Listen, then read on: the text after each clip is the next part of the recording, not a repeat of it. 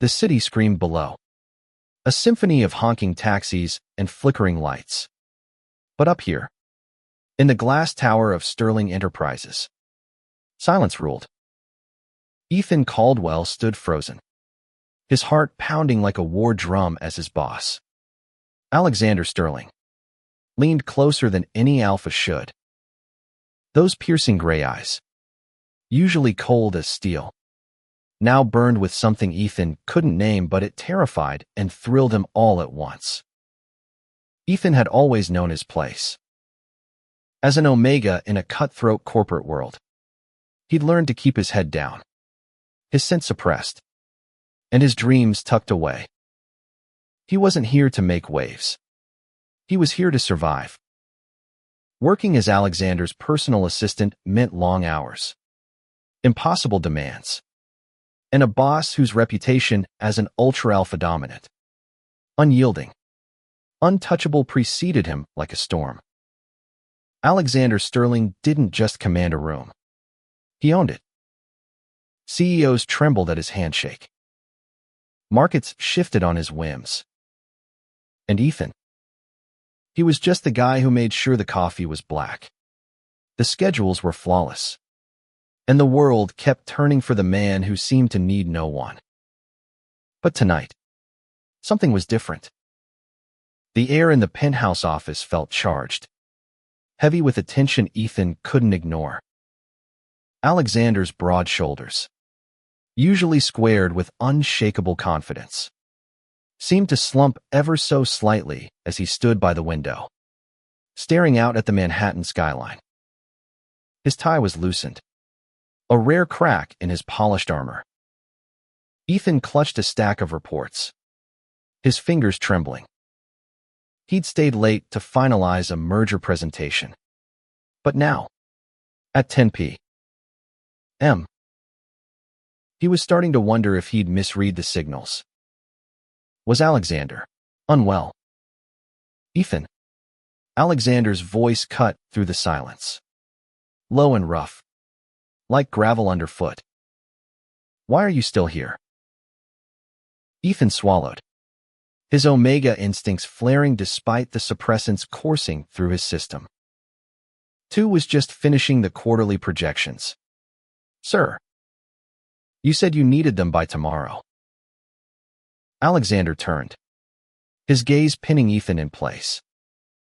The alpha's scent, usually tightly controlled, hit Ethan like a tidal wave sandalwood.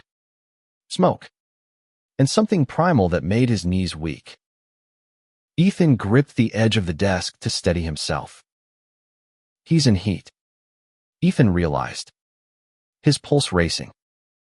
Ultra-alphas weren't supposed to lose control like this. They were above it, immune to the chaos of biology. Weren't they? You should go, Alexander said, but his voice wavered, betraying a crack in his ironclad composure. He took a step closer, then stopped, as if fighting himself. Now. Ethan nodded, but his feet wouldn't move. He'd seen Alexander negotiate billion-dollar deals without blinking, stare down boardroom sharks with a smirk. Yet here he was, unraveling. And Ethan, against every rational thought screaming in his head, wanted to stay. Not out of duty, but because something in Alexander's eyes raw, unguarded called to him. An omega's instinct to soothe, to protect, stirred deep in his chest. I can stay, Ethan said softly, barely recognizing his own voice. If you need me to. Alexander's jaw tightened, his hands curling into fists. You don't know what you're offering. But Ethan did. He'd spent months memorizing every detail of Alexander Sterling, the way his brow furrowed when he read, the rare half-smile he gave when Ethan anticipated his needs, the quiet moments when Ethan caught him staring, only to look away. Alexander wasn't just his boss. He was a puzzle Ethan had been piecing together, one glance, one word at a time. And now, with the Alpha's heat breaking through his defenses, Ethan saw the truth. Alexander wasn't untouchable. He was human. And he was hurting. The office clock ticked, each second stretching into eternity. Ethan set the reports down, his decision made. "I'm not leaving," he said, stepping closer. "Not tonight." Alexander's breath hitched, and for the first time, Ethan saw fear in those gray eyes, not of him, but of what this moment could mean. An alpha like Alexander didn't cling, didn't need. Yet as Ethan reached out, his hand brushing Alexander's, the ultra-alpha didn't pull away. Instead, he leaned into the touch, his walls crumbling like sandcastles against the tide. The next morning, Ethan woke to the faint hum of the city and the weight of Alexander's arm draped across him.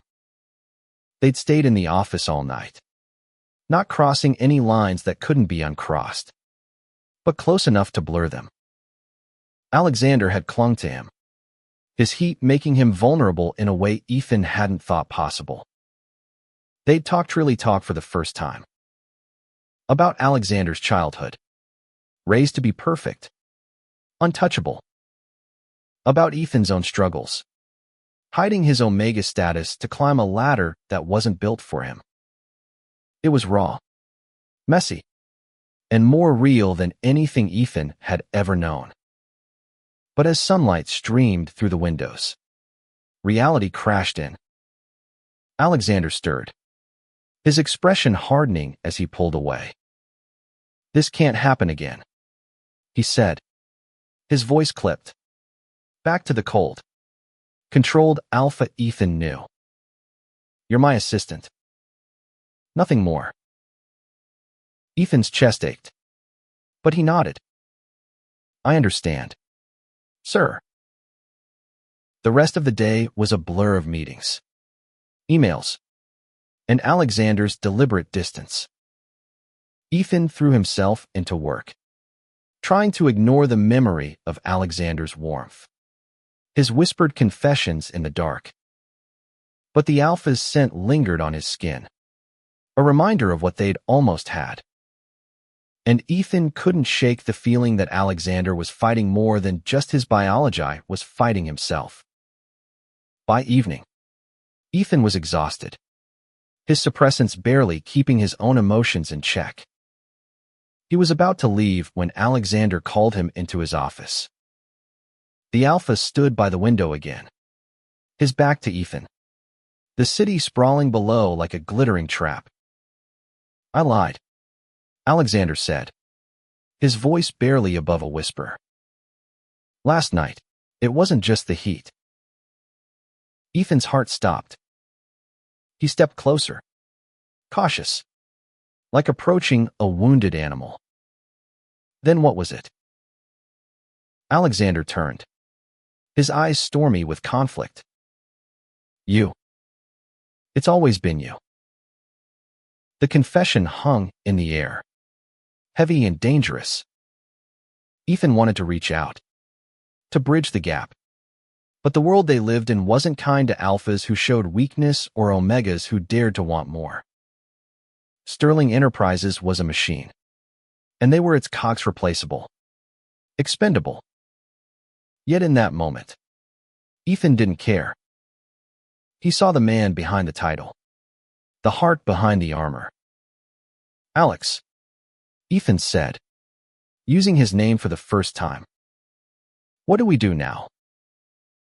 Alexander closed the distance between them, his hand cupping Ethan's face. "We figure it out. Together." But as their lips met, a sharp knock on the door shattered the moment. "Mr. Sterling." A voice called. It was Victoria, the company's ruthless COO, her tone laced with suspicion. Ethan pulled back, panic flooding his veins. If anyone found out, it wouldn't just be their jobs at stake, it would be their lives in a world that didn't forgive alphas who fell or Omegas who rose. Alexander's hand dropped from Ethan's face, his expression snapping back to the cold, unreadable mask he wore so well. "Stay here," he murmured, his voice low but firm. Ethan nodded, his heart hammering as Alexander strode to the door. Every inch the ultra-alpha once more. The door opened, and Victoria's sharp heels clicked against the marble floor as she entered, her eyes scanning the room like a hawk. "Late night again. I see," she said, her tone dripping with false sweetness. Her gaze flicked to Ethan, who stood by the desk, pretending to organize papers. "And your assistant is still here. Dedicated, isn't he?" Ethan kept his eyes down, his Omega instincts screaming to shrink under her scrutiny. Victoria wasn't just the Soash, was a beta with a nose for weakness and a reputation for crushing anyone who threatened her power. If she suspected anything between him and Alexander, she'd weaponize it. "We're finalizing the merger," Alexander said smoothly, his voice betraying nothing.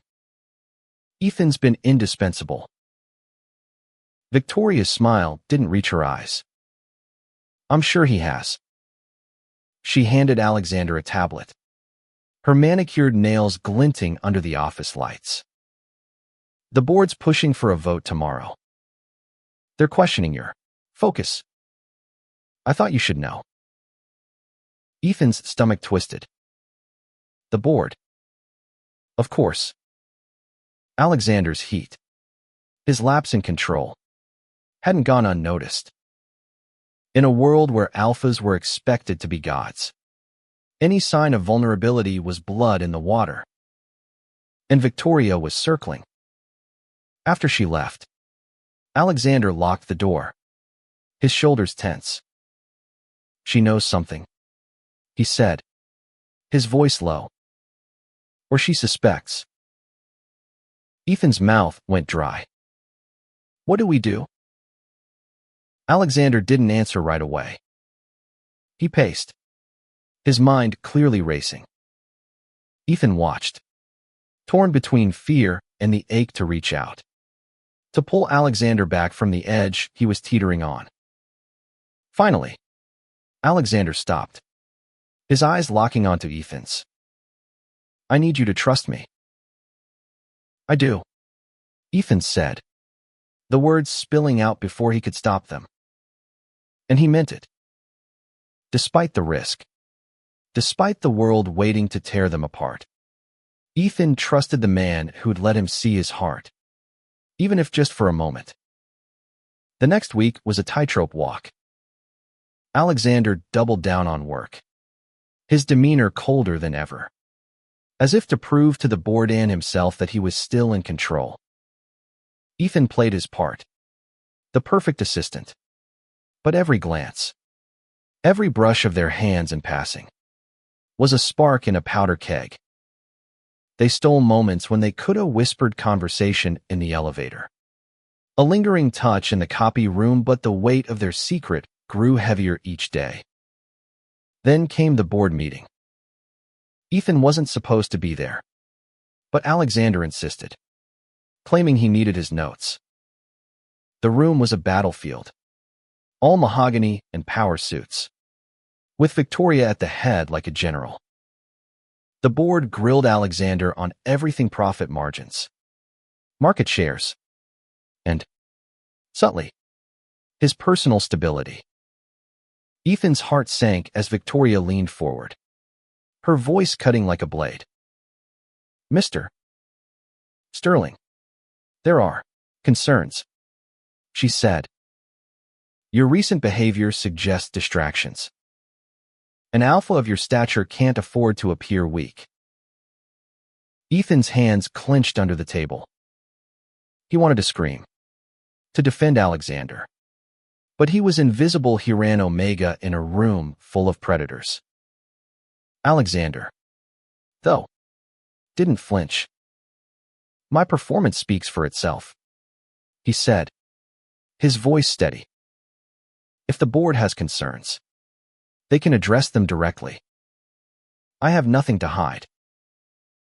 But he did. They both did. And as the meeting dragged on, Ethan caught Victoria's eyes on him, sharp and knowing. She didn't have proof not yet, but she was digging. And in a world where alphas and omegas were kept worlds apart, their connection was a scandal waiting to explode. That night, Alexander pulled Ethan into his office, locking the door behind them. "We can't keep doing this," he said, his voice raw. "Not like this. It's too dangerous." Ethan's heart cracked. "Are you saying we stop?" "No."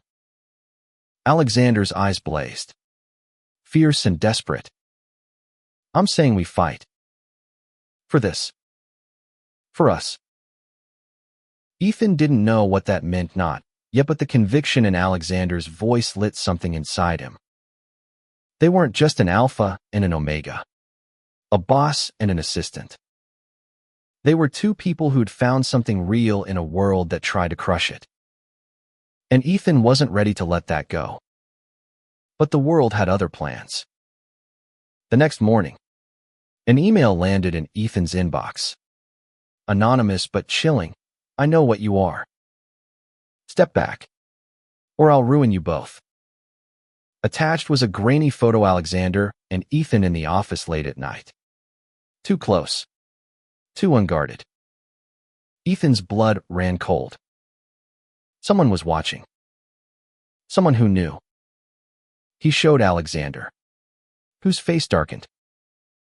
"Victoria," he growled. "She's playing dirty." "What do we do?" Ethan asked, his voice shaking. Alexander's hand found his, steady and warm. "We don't back down. Not now. Not ever." But as they stood there, hands clasped in defiance, Ethan couldn't shake the feeling that the storm was only beginning.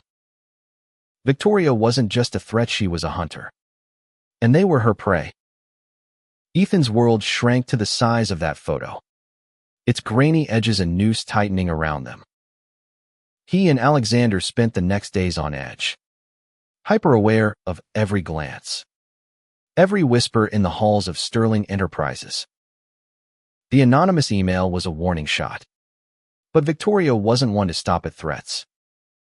She wanted power, and exposing Alexander's weakness in Omega, of all things, would hand it to her on a silver platter. "We need proof," Alexander said one night, his voice low as they huddled in his apartment, a rare sanctuary away from the office. "Something to turn this back on her." Ethan nodded, but his mind was racing. Proof meant digging into Victoria's world, her emails, her deals. It meant risking everything. But as he looked at Alexander, his gray eyes soft with something that felt like love, Ethan knew he'd risk it all. For him. For them. They devised a plan. Ethan, with his access to the company's servers, would search for anything incriminating off-the-books deals, leaked secrets, anything to prove Victoria was the real threat. Alexander would keep her distracted, playing the untouchable alpha while Ethan worked in the shadows. It was dangerous, but it was their only shot. For days, Ethan pored over files, his heart pounding every time a coworker passed his desk. He found nothing at first, just endless spreadsheets and contracts.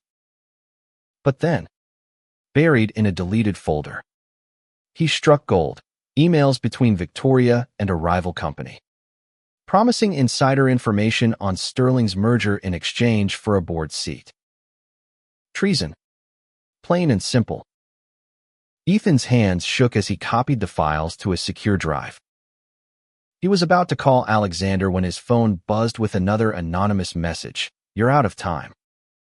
Resign, or the photo goes public." Panic clawed at Ethan's chest. He rushed to Alexander's office, the drive burning a hole in his pocket.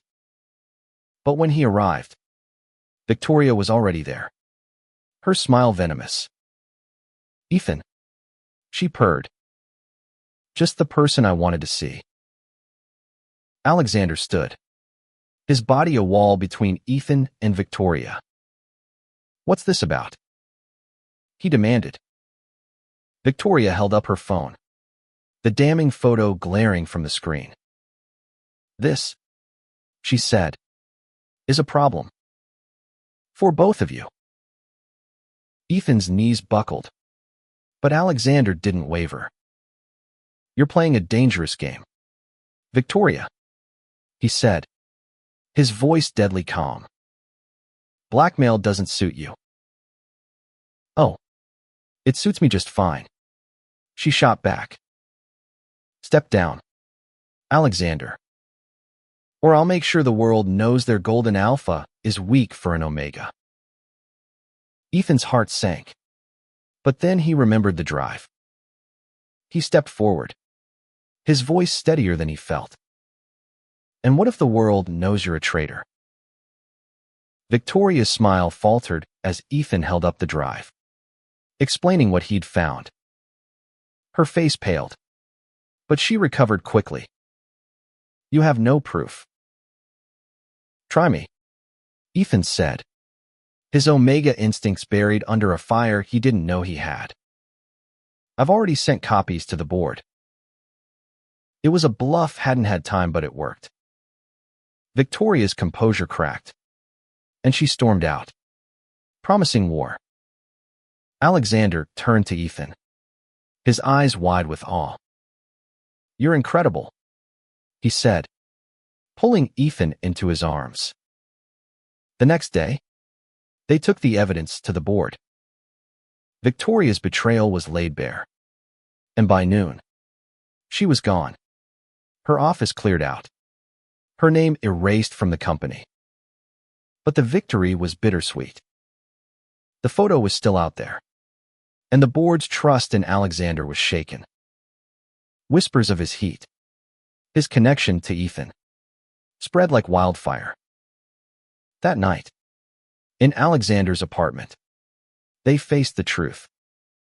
"We can't stay here," Alexander said, his voice heavy. "Not like this. The board will never let an alpha like me lead if they think I'm compromised." Ethan's heart broke, but he saw the resolve in Alexander's eyes. "Then we leave," Ethan said. "Together." Alexander looked at him, his expression softening. "You'd give up everything for me." "I already have," Ethan whispered. They left New York the next week, trading the glass towers for a small coastal town in Maine, where the air was salt and freedom. Alexander started a consulting firm, small but his own, and Ethan found work teaching at a local school. They built a life, not as alpha and omega, but as partners equals in a world they'd carved out for themselves. The photo never surfaced.